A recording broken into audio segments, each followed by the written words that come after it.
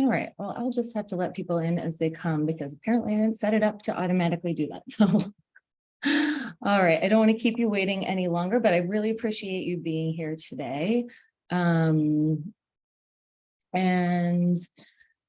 It was really interesting. I postponed it a week because I had a couple guests actually that I wanted to join.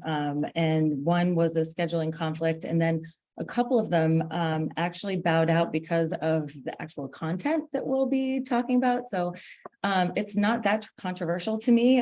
The work that I do is very grounded in the research, looking at what's happening in the media and kind of pop culture and within businesses, and then looking at the research and kind of finding, reading between the lines there to bring you the best information I possibly can. So, a lot of this, most of this is not really my opinion. It's just, what we studied. So, but as you can imagine, when you are in a leadership role, or if some of you are, talking about, disengaged employees and some of the stories that come along with that are it's not ideal while you're still in the role. So hopefully in the future, we have some more people that are able to speak up about their own experiences, but I will certainly share some of those anecdotal stories today. So let's get started. For those of you who don't know me, I'm Natalie Grogan. I am founder of The Outstanding Company. I practice industrial organizational psychology. I'm a predictive index certified partner. We'll talk about that a little later. I'm not going to spend too much time on it. But I also work with a doctor of industrial organizational psychology, Dr. Jack Wiley, who has allowed me access to his research and a lot of other really cool things that he's doing. So, I started The Outstanding Company to really help illuminate the path to workplace excellence for organizations like yours. And we're all about optimizing your most valuable asset, which of course is your people. So, you can see here some of the statistics as to, why we excel and the results that we get. But I'll show you more as we go through the presentation as well, and exactly how we achieve those results. So employee engagement is critical to the growth and success of every organization, but barely anybody's getting it right. We're squandering trillions of dollars worldwide every year with, little improvement. And I think it's in a later slide, but Gallup estimates that we are losing $8.8 trillion of revenue on losses on the lack of employee engagement. And we're spending $700 and something million on trying to improve employee engagement, but the numbers really aren't budging. So let's start with just looking at what is employee engagement. So there's a lot of interpretations of what it is. And some people just think it's, something, when you see it. And that, can be true too. It depends on your organization and how you choose to define it. But I highly recommend defining what it is for your organization, even if it's a note, it when you see it. But there is one definition that I found in my kind of continuous studies of employee engagement that I like the most because it covers a lot of really great points.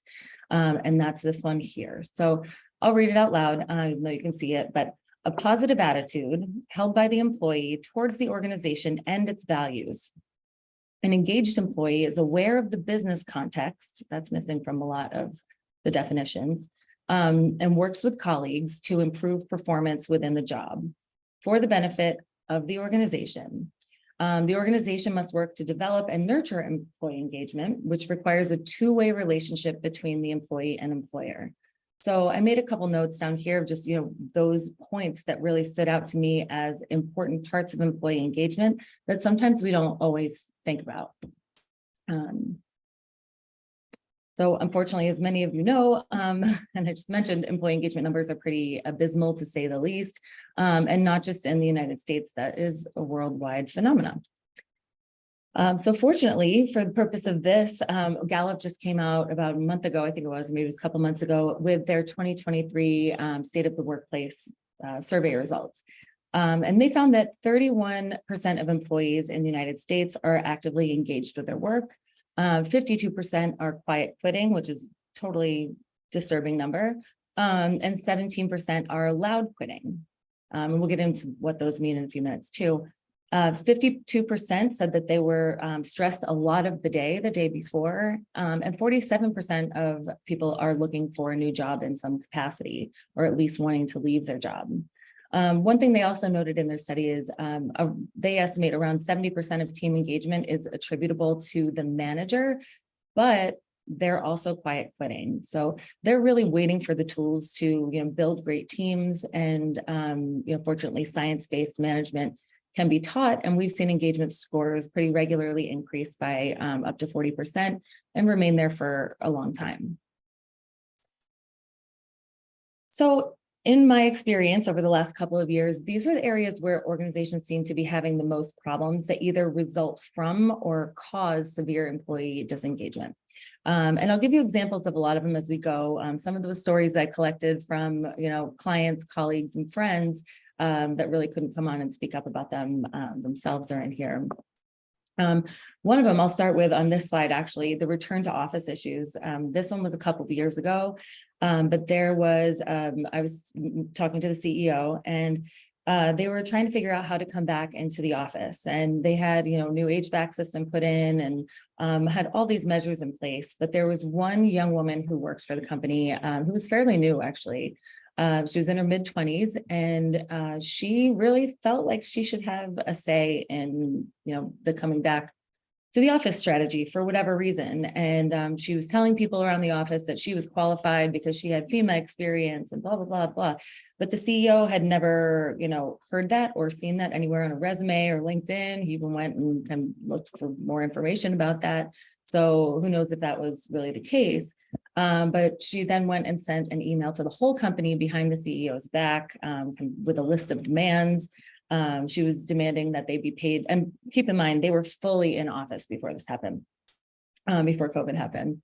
But she was demanding that they be paid for their travel time, transportation costs, and food that they would have to eat now that they couldn't eat at home. And I think that happened kind of in a lot of situations, or at least there were employees that were thinking that way. But this one really took it to the next level and started kind of trying to stage a coup. So when she was confronted by the CEO, she claimed, that she had this experience and blah, blah, blah, not noted anywhere. And she was eventually fired because of her actions, going behind the CEO's back and trying to get people on board with her whatever she was trying to agenda, I guess. But then she tried to sue the company or the CEO for ageism. She was in her mid-20s, sexism because she was a female. And I think that there were other things that she threw in there because she wasn't consulted on those decisions. So all that to say, there are some people that maybe should be consulted in those decisions, but generally is the leadership team, not kind of a lower level employee. And so where she got the, sense that she could request that or demand that was very interesting. So there's a solid example of a very actively disengaged, kind of loud quitting employee. So quiet quitting is what Gallup refers to in those last slides as not engaged. So it's not a new concept, but it's definitely crushing productivity and growth. And that's what happens when people stop putting in the extra effort, we call discretionary effort, and really refuse to go beyond their baseline obligations to the company. However, quiet quitters are actually the greatest opportunity for growth and change because they're there, they know the job, they know the company, and they're just really waiting for motivation and inspiration. On the flip side, that while this quiet quitting trend, or if it's not a trend, while it continues in any capacity, it really has the potential to trigger a toxic workplace culture. So if you think about it, you are putting in a ton of effort to make things happen, but then you're relying on someone or collaborating with someone who's not doing that. And that leads to a lot of frustration. So I'll tell you another story kind of related to that. And I want you to count while I'm going through the story, just to yourself, how many opportunities for or examples of employee disengagement you can spot in here. So I'm gonna take a step because it's a long story. It's not really that long. Okay, so one of my clients' employees described a recent scenario for me, happened over the course of a couple of weeks. The company was recently acquired by private equity and merged with a couple of other companies. So the new leadership team changed the way they do all of their reporting to fit into their model, which created a lot of more work for employees. They've also gone through several rounds of layoffs and recently had another. This time employees were told that there were layoffs, that it happened, but not which employees were let go. And they were citing employee privacy as the reason. It took 3 days for them to have a company-wide meeting to officially share the news and answer any questions people had, which is way too long to go, especially when people are curious if they're next on the chopping block. And when they did, somehow this employee's team was not accounted for in the new organization structure that they presented. So that's a little confusing, even though those people still had jobs. Eventually, they were told that they were getting a new account management structure, one that seemed like somewhat of a demotion. And I have to agree, when they were telling me about it, it did seem like a demotion. And without knowing exactly who was laid off, this employee was struggling to figure out which of their clients would be impacted and how they would be impacted. So they found out about one of the layoffs and the client that would be impacted, scheduled a call with the client. The employee needed more information from their managers, so they set up a one-on-one call the day before the meeting, and then the manager didn't show up at all. They scheduled another call with the manager for the same day as the client call, and the manager showed up 15 minutes late. So with 15 minutes to spare before this client, who's at risk already, joined, the manager started asking a bunch of questions that the employee didn't have the answers to because the person with the answers had been laid off. So I counted at least 8 instances in there of things that would cause employees to be disengaged with their work. And that's just within a couple of weeks. So, if that were your case, would you be excited about your job? It's pretty tough. On the other hand, loud quitting talks about loud quitting refers to when people are actively disengaged and taking actions that will cause harm to the organization or the people who work in it. So this really happens when people are so resentful, they perceive their needs are not being met, or they've violated kind of that employer-employee social contract, or they really have not been met.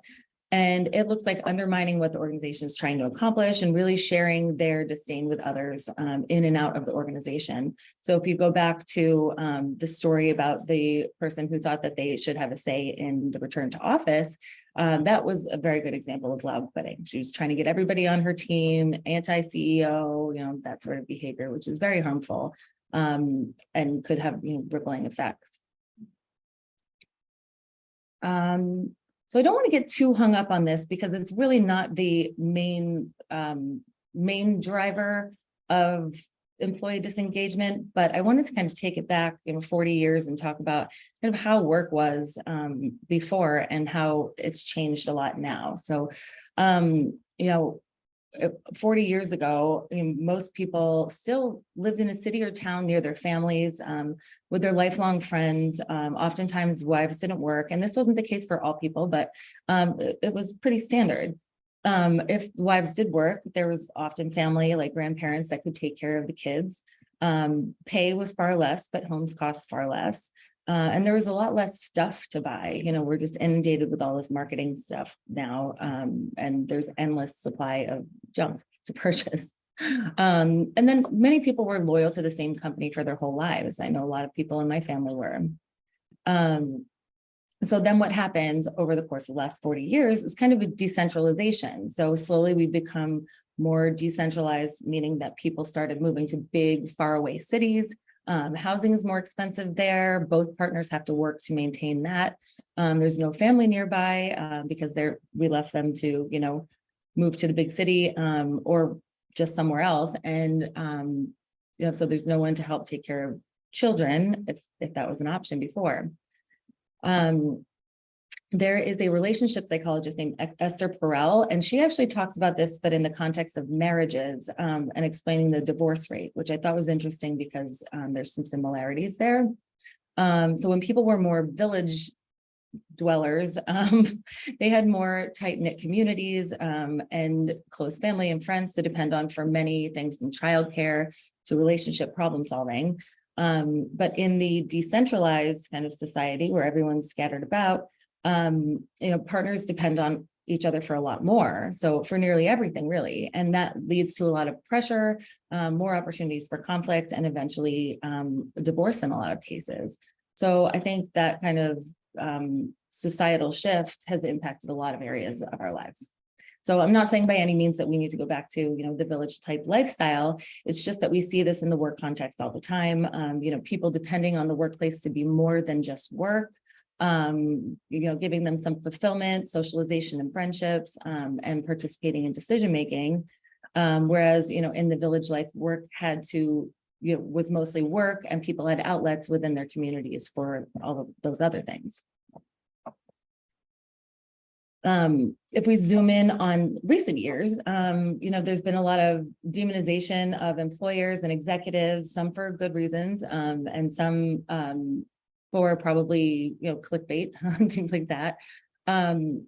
Since 2020 in particular, I've seen a strong uptick in employees and employers who are really screwing things up. So at many, I've seen this leadership style that really latches onto current events or trends in society, and where the leaders make really negligent assumptions about who their employees are, what they're experiencing in their lives, and what they really want from their employer.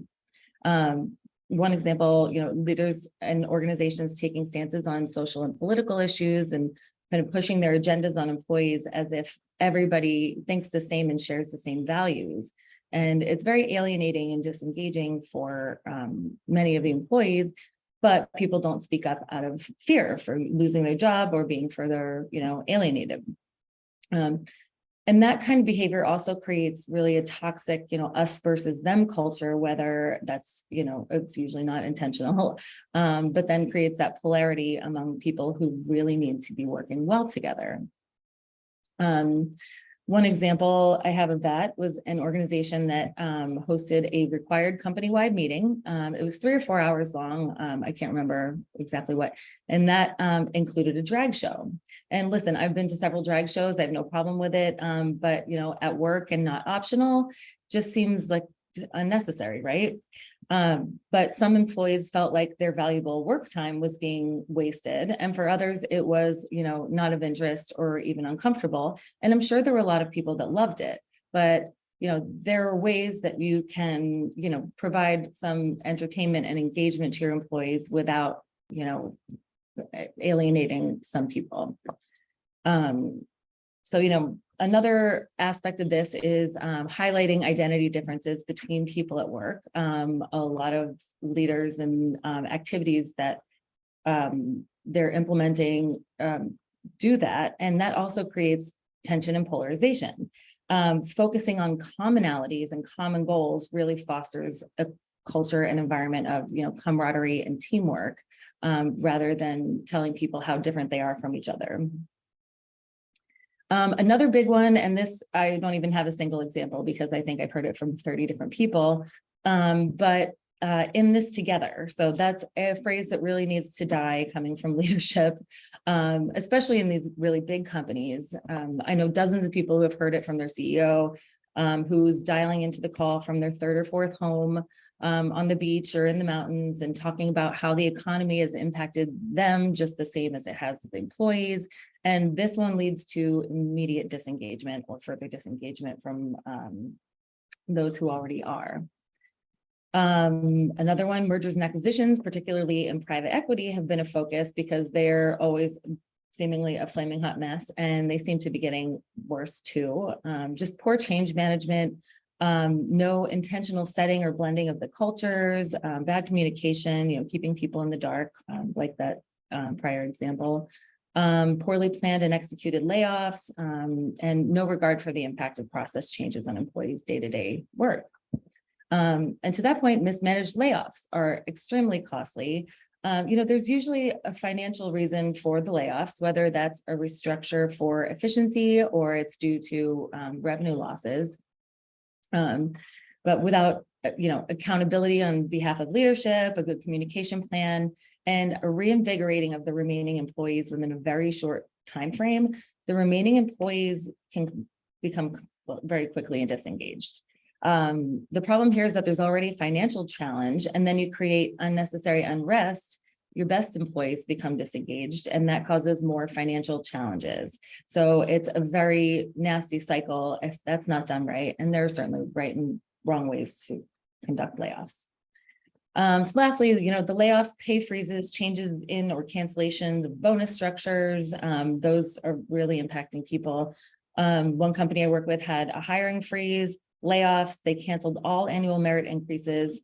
Then they changed the bonus structure from annual to monthly, leaving people no time to make up for any losses, all while increasing their prices, which led clients to cancel their contracts and really totally eliminated account managers' ability to bonus with this new monthly bonus structure. So you can imagine a lot of people are pretty unhappy about that. And I'm not sure why they thought that would go over well.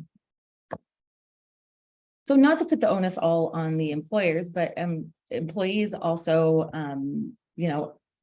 are responsible for a lot of this as well. Although some cases, you could argue that the employees are kind of responding to whatever the employer is doing, but that's not always the case. I've studied this extensively and done a podcast on it, a pretty long one. And it's true objectively, whether you want to believe it or not, but entitlement among employees has increased exponentially. So employees feel more entitled to participate in corporate decision-making, particularly younger folks. And how did it happen? The internet's probably partly to blame, along with, TV, traditional and social media. When people believe things that they see and hear to be true, whether that's the media spouting off, their concert of whatever the thing of the day is, influencers peddling fake lives that people, latch onto, or the idea, that the organizations that you work for should really be catering to all of your desires. I certainly don't advocate for people being treated unfairly in any way, but in a lot of cases, the demands have gotten, out of control, which is a hallmark of entitlement. So, when you fulfill wrong entitlements that are not founded, it generally leads to more feelings of entitlement, and then you keep moving the goalposts back. So lack of boundaries there. Interestingly, narcissism is so prolific today that over the last 13 years, there's been a need to separate out in the psychology world and in research world, what is normal narcissism, pathological narcissism, what's covert and overt, grandiose versus vulnerable narcissism, basically in order to narrow that definition down. But the result is selfishness. Of course, there are also numerous external factors that are impacting our lives at work today, a lot having to do with, government, political unrest, and political polarity. There's the stress of dealing with COVID, of course, was a big deal, and everything that came with that. And, now people are facing the squeeze of rising costs for everything, and that's putting a lot of pressure on folks. And one of the biggest squeezes being childcare. I'm sure we all know households who would love to have two incomes and have two professional adults living in them, but it doesn't even make financial sense because one of them, the whole paycheck would go straight to childcare. So there's a lot going on, stirring people up, rightfully so as well. So narrowing the focus even further to very specific on the job disengagement, there are generally four forces that lead to disengagement. So there are mismatch between the person and job. So we have job fit here, the person and the manager, the person and the organization, the person and the team. So when we talk about job, it's, the employee's personality and skills don't match what's needed for the role. Manager fit, manager doesn't really know how to or chooses not to adapt their management style to the needs of the employee, and therefore can't motivate them to be inspired or engaged. Team fit, that is, if the employee is or feels out of place on a team, that can look like lack of trust, team conflict, chaotic meetings, and the inability to achieve team goals. And finally, the organizational fit, is when the person doesn't align with the company culture or senior leaders, which is an interesting one because more and more I'm seeing people, when they don't align with the organization, instead of leaving, they just cause a big fuss and do kind of that loud quitting thing. And are hoping or trying to get the organization to align to them rather than just going elsewhere. And that kind of ties into that entitlement conversation as well. I actually heard an interview with Brene Brown. Apparently she has written this in books before and has been saying it for years. It was new to me. But she was saying that belonging is the opposite of fitting in, which I never really thought of before. And this is really in that organization and team context, but fitting in means that you're changing yourself to fit the mold of others. There's always a certain level of adjusting to your environment that you have to do, but you really shouldn't have to change who you are to fit in with your manager, team, or company. And there are ways that we can, belong and help people understand others without making them, change their shape from square to circular and fit in that hole. So we'll get to how employees can be better understood on an individual level shortly, that will drastically improve engagement. So this is the stat I kind of mentioned in that first slide is Gallup estimates that we lose $3,400 for every $10,000 of salary per disengaged employee. That's a lot of money, and it amounts to about $8.8 trillion worldwide. They also talk about declining GDP or not GDP that's not growing, which can cause a lot of global problems, and how engagement, improving engagement is the easiest way to improve that growth. There's not a ton of investment, contrary to these numbers, that is involved in it. It's really all about understanding what's going on and what the problems are that need to be solved. And I think that's where a lot of companies are getting it wrong.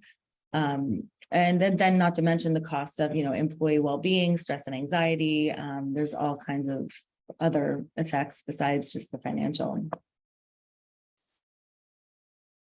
So Harvard Business Review says the HR industry has a nasty habit that they call the adrenaline shot. And I think we can relate to this too. We introduce a shiny new perk, the engagement scores spike, and then they plummet. And the more that happens, the more employees feel manipulated, and they really see through these Band-Aid solutions for what they are, which is fleeting and superficial. So when we rely on HR strategies based on best practices or trends, we don't really understand how they're going to impact our unique business. So by anchoring your practices in IO psychology, data and research, we can make game-changing evidence-based decisions that we understand what the impact will be on our business. The truth is we have the data to predict employee engagement at the organizational level, and it is universal. But instead, you're usually left to guess what employees want or use surveys that elicit more of an emotional than a constructive response. And that's what leads to those adrenaline shots. So one of my clients' HR team crafted their own engagement survey, breaking the number one rule of not asking emotion eliciting open-ended questions. All it took was one guy to go off in that open-ended, how do you feel about whatever section? And he went off about everything that he hated and everyone and how, he was mistreated. And it got him really fired up, and he started doing that loud quitting thing and, spreading rumors around the company. And it just really opened Pandora's box. And come to find out, after interviewing a whole lot of people in the organization, that this guy had been a problem, and they're probably better off without him. But the ripple effect of what happened after that employee engagement survey was really, really bad. So that, not good. So the question then comes, why are we ignoring decades of valuable data and trying to reinvent the wheel? So, the IO psychology research really isn't just academic bloviation. Most of it's from extensive on-the-job studies of real businesses from startups through the Fortune 500. And that's the results I'll show you in a few minutes. So I briefly talked about my colleague, Dr. Jack Wiley. He devoted 35 years to, and he's still going, to his global study, asking the question, what do employees want from the organizations for which they work? Hundreds of thousands of employees across many industries participated, with nearly all of the responses falling into this one acronym, which is RESPECT here. I'm one of a handful of IO practitioners, workplace psychology practitioners, who is licensed to use Dr. Wiley's framework, including the Respect Engagement Survey, and then the training that has been developed and shown to really drastically improve each area of respect. So just wait until you see the results that we've gotten with this survey. So respect stands for recognition, exciting work, security, pay, education, conditions, and truths. Which are all really reasonable, actionable, and practical demands, right? And this is pretty staggering to me, only 0.3% of the responses didn't fit in this model. So proving to us that, respect truly is universal. The Respect Employee Engagement Assessment, developed from this research to measure, improve, and track levels of respect, has been used in hundreds of organizations. And the results are staggering, whether you're a customer, employee, executive, or shareholder.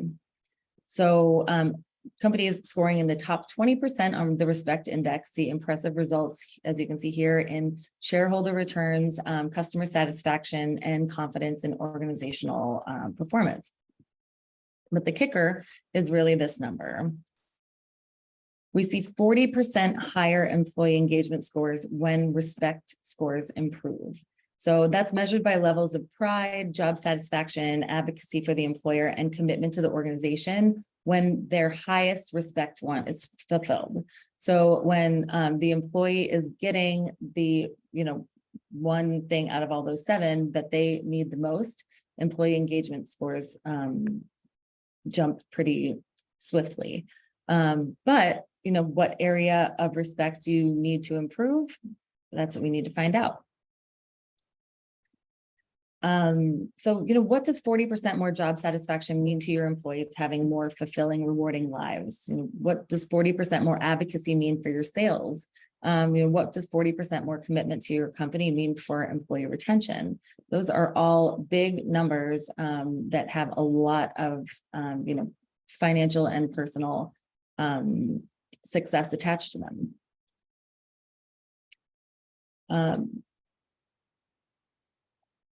So, sorry, I'm talking a lot. So in IO psychology, we standardize language so that everyone's clear on definitions and comparing apples to apples when we measure results. These go much deeper, but we'll take a look at what we measure for respect on kind of a high level. So recognition, a pat on the back, acknowledgement for a job well done from managers and the organization at large. And this includes appreciation, respect, and consideration in the measurement. Exciting work. So that's a job that's interesting, challenging, and fun. Challenging and fulfilling work, autonomy, feelings of accomplishment, and feeling that the organization values employee satisfaction. Security, so confidence that solid work in a well-managed organization will lead to job security. So people really do want long-term guaranteed employment in exchange for doing good work. They want a secure future for their company, and they also want support in case of hardship. Pay, of course, everybody wants fair compensation for a day's work. And this looks like good pay, fair pay, equal pay, performance-based pay that's, commensurate with experience and the difficulty of the work. People really want financial stability, the opportunity to get raises, commission if that applies to the job. It also looks like benefits like insurance, PTO, retirement planning, wellness programs, profit sharing, and goal-based bonuses. I don't think that's a surprise. Education and career growth, so opportunity to develop skills over the course of a productive career. So that's growing and developing professionally, there being equal opportunities for growth and personal development and technical training. So people are looking for ability, help really in advancing their career, and organizations that support and encourage promoting from within. Conditions. So this is all about working conditions, well-equipped workplace that's physically comfortable and socially inviting. They want a safe and healthy environment, a space that's clean and neat. Emotionally, they're looking for, of course, a low stress environment with good or flexible hours, and the materials and tools that they need, as well as enough staff to support them. So they're not doing, taking on too much outside of their role. Finally, this is the most important one to me, but frank, honest, and transparent communication from managers and senior leaders. So good two-way communication throughout the entire hierarchy. People want the opportunity to voice their questions, concerns, and opinions, and get a response to that. They want clear goals and consistent, regular evaluations and feedback, and just general honesty from leadership, and to be kept informed when things are, or especially when things are turbulent. So this is, a simple and effective method for really understanding and giving employees what they really want. And it does differ, the area of focus is different. But the data are very clear that managers and organizations that give employees the respect that they want outperform those that don't. And we can achieve a 40% improvement in employee engagement sustained over time without squandering or concocting new gimmicks every time engagement takes a hit. So without going for that adrenaline shot, the goal is steady growth in employee engagement. It's like weight loss, kind of. If you do a fad diet and you drop 20 pounds in a few weeks, you're going to gain it back pretty quickly. But if you are losing 2 pounds a week and you just are continuously consistent, and you're learning what is working for you, then we can achieve the long-term sustainable goals. So I'll talk about the other tools for a minute, and I think a few of you are very familiar with these, so don't mind me. But so when we look at the team manager and job disengagement, these solutions look a little bit different. So the engagement survey focuses on the collective experience, whereas these focus on the personalities and strengths of the individuals involved. So I mentioned before, I'm a predictive index certified partner and master trainer. So that's what I use to assess these 3 areas. And I chose to work with PI because assessments were created specifically for the workplace, and unlike DISC and Myers-Briggs, and are legally acceptable in the hiring process because they measure only work-related behaviors and don't include neuroticism. So neuroticism can be used to diagnose psychological disorders, and some of which are covered by the Americans with Disabilities Act, and therefore the assessments that measure neuroticism can't be used in the pre-hire process. So that's something that people should be aware of. So PI's foundational behavioral assessment, that's the basis for all of the other things I'm going to show you, only takes about 5 or 6 minutes and provides a very detailed, almost scary accurate result for such a short assessment. It's been subject to hundreds of validation studies, and is continuously updated and tested. So the first way we use it is for self-awareness development, like you would Myers-Briggs or DISC, learning about yourself, your natural preferences, and how you behave at work. But then there is the job assessment also within the platform. So stakeholders, not anybody, but people who are closely related to the job, who know what it takes to do a good job in the role, will take a survey about an existing or new role. And then they can see where they differ in their descriptions and how they, chose to define that role. And then we work through those differences to come to a clear alignment of what the needs are for the role. And that is these little orange ranges that are on here. So a candidate then, in this case, me, for a CFO role, which I think it's CFO. No, that's customer service. The other one I use is CFO, and I'm the opposite of that. But we overlay the candidate's behavioral assessment on top of this to see, where they're aligned and where they're not. And then the interviewers given these unique structured interview questions based on exactly the alignments and misalignments of the specific person to the specific job. So it'll ask questions about the differences between the A, B, C, and D and the orange ranges. And then it'll also ask confirming questions about where it is aligned. So of course, you still use resumes and other tools, but these data points really increase the potential of getting the right person in the right role that's best for them, helping to prevent that disengagement. Manager fit. So this part of PI gives managers the ability to manage people the way that the person needs to be managed. It gives us a deep dive into what drives people and what they'll need in order to feed those drives and perform at their highest. And it also tells us what behaviors that they'll exhibit the most strongly. So those are generally the behaviors that you see come out in people. And then you can understand the why behind that person's behavior. It also gives managers tools like this that they need to make sure that they're motivating and managing team members in effective ways. So this is one of the at a glance kind of sheets that you can view online or print for each team member, so you don't have to go through like reading a whole report and interpreting how to apply those results. And then finally, on the team level, a company can only be as good as its employees and how they function together as a team. So it's important to build this cohesion so they can get through both the good times and the tough times. Now, this part of PI is the real game changer. Not only can we look at teams on a graph of their strengths, so we're saying each person here is a team member, and these are broad areas where they are where their strengths lie. But then we can look at the team's strengths, so how concentrated they are in each of these quadrants, and then against their strategic initiatives, which are these purple bars. So those were chosen from a defined list, and the more purple bars there are, the more strategic initiatives for that team fall into that category. So we use this to build team cohesion and help people understand each other's strengths in relation to one another.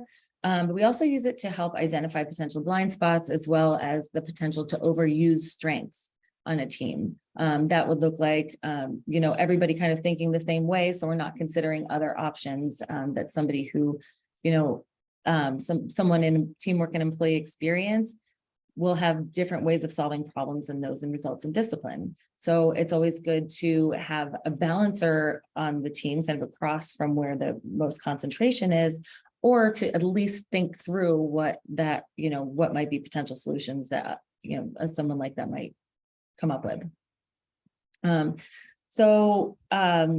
We look at how the team aligns to the strategy, as I mentioned, and where there might be some holes, so we can create an action plan to overcome any challenges before they arise or before they get worse. A lot of times when we do this, there are these aha moments, particularly like in these caution areas where teams are like, oh yeah, that's definitely us, that we definitely need help. We've been talking about solving this problem. We just didn't have words, the words to describe it. And now that we do, it makes it easier to find solutions to the problems. So in a minute, I'll share, how you as a manager can take advantage of this team design and learn all about your team in a one-on-one session with me. Actually, that's not even a minute away, is it? Because that's the next slide. So I'll take questions in a moment here, but if you found today's presentation helpful and would like to work together, there are a few ways that we can do that pretty easily. And I'm going to put these links in the chat really quick here, if I can find it. All right, everyone in the meeting.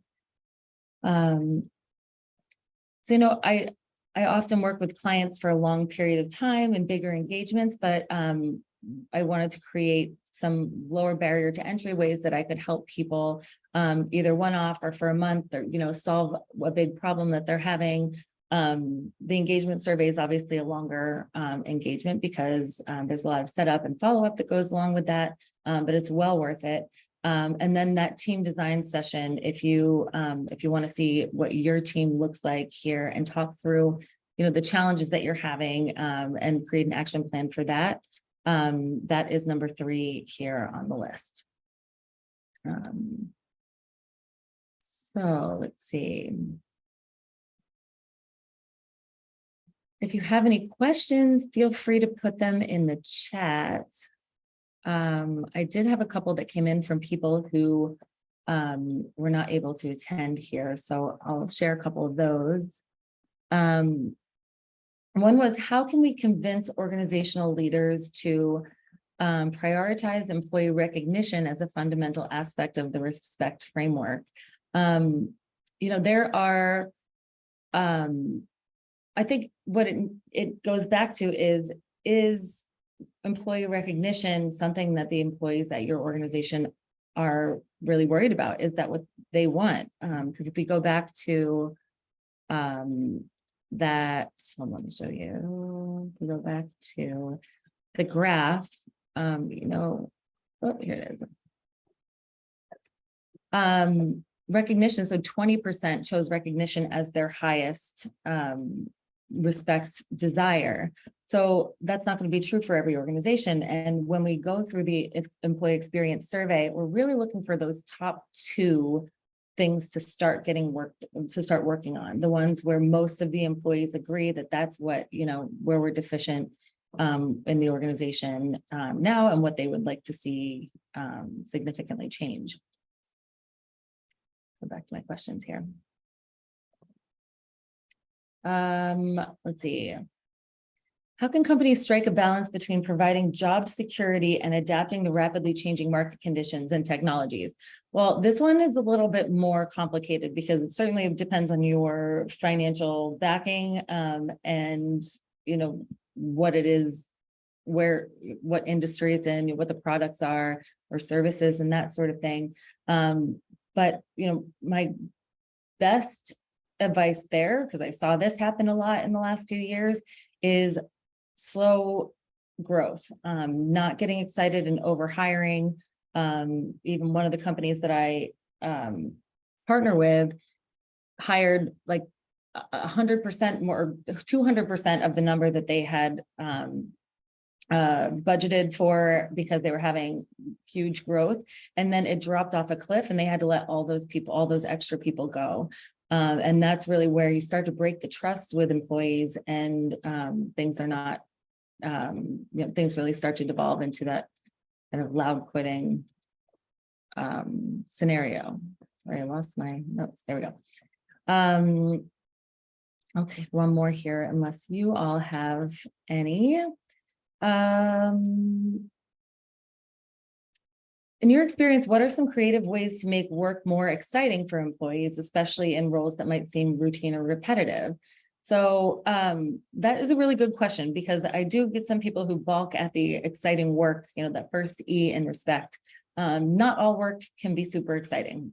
But exciting means different things to different people. So if that is something that's coming up in your results, or people are complaining about, then the best thing to do is really ask them, or maybe come up with some ideas, brainstorm some ideas as to how the role can be more exciting.